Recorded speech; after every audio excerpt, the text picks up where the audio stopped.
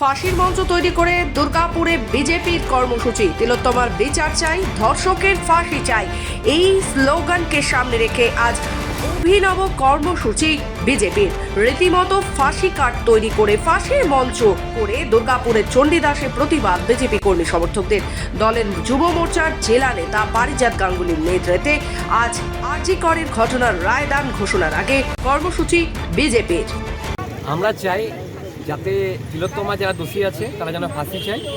একটাই দাবি, যারা দোষ করেছে এবং মমতা ব্যানার্জি যাদেরকে আড়াল করার চেষ্টা করছে তাদেরও যেন ফাঁসি হয়।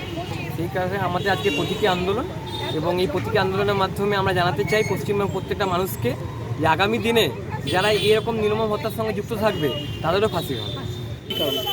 আজকে ফাঁসির মঞ্চ করা হয়েছে, তার মেন উদ্দেশ্য হলো আজকে কোর্টের রায়দানের একটা ব্যাপার রয়েছে।